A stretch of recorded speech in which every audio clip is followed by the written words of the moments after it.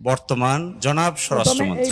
যদি জনগণ হ্যাঁ বলে তাহলে সেই পার্লামেন্ট, সেই নির্বাচিত সংসদের প্রত্যেকটা সংসদ সদস্য আইনানুগভাবে ম্যান্ডেট প্রাপ্ত হবে এই সনদ বাস্তবায়নের জন্য। তারা বাধ্য থাকবে সেই সনদ বাস্তবায়নের জন্য।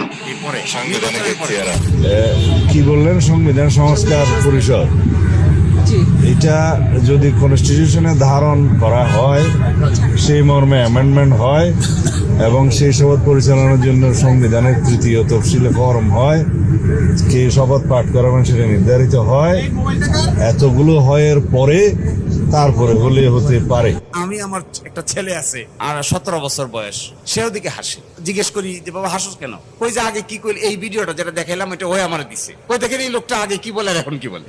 তুমি হাসো কেন? তুমি এটা বুঝতে পারো? ইংলিশ মিডিয়াম স্কুলে পড়ে, সাধারণত এত খবর রাখার লোক এরা না, এরা হইলো জেনজি টাইপের, একেবারে আইডিয়াল জেনজি। কই look what he is saying. তো বললাম যে এটা কোথা থেকে পাইছো? কই আমার কাছে ফেসবুক ফিডে আসছে, দিস পারসন কে অমুক, হি ইজ সেইং। তো তোমাকে না দেখলাম ওনার সঙ্গে তুমি আলাপ করতেছো, যে ঐকমত্য কমিশনে আলাপ করতাম, ওনারা বিভিন্ন কথা বলতো, এই ভিডিওগুলো ওরা দেখতো, দেখে বলতেছে he is saying something 160 degree alter. আগে কি কইছে এখন কি বলে? আরে আগে বলছে গণভোটে যে রেজাল্ট হবে, রেজাল্ট যদি হাস্যসূচক হয় তাহলে প্রত্যেক সংসদ সদস্য এবং সংসদের উপর এটা মেনে নিতে বাধ্যকর হবে। এটা ছিল আগের কথা। এইবার এসে বলছে যদি সংসদ বসে, যদি এটা করা হয়, যদি ওইটা করা হয়, যদি সেটা করা হয়, তখন ভেবে দেখা যেতে পারে কি করা যায়।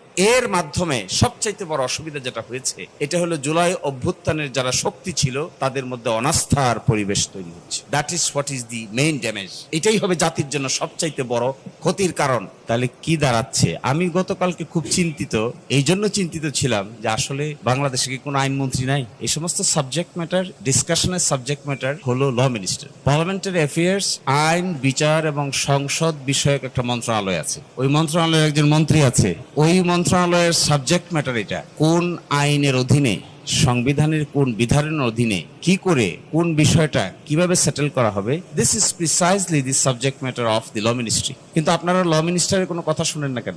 This is mysterious. আপনারা ভেবেছেন কিনা কখনো তা আমি জানি না, কিন্তু from yesterday I have started thinking যে এটা কেমন করে পসিবল, আমাদের ল মিনিস্টার কথা বলে না কেন? Why the law minister is silent? এই মিনিস্ট্রি তো ল মিনিস্টারের, সংসদে কে শপথ নিবে না নিবে এটা তো পার্লামেন্টারি অ্যাফেয়ার্স এর সাবজেক্ট ম্যাটার।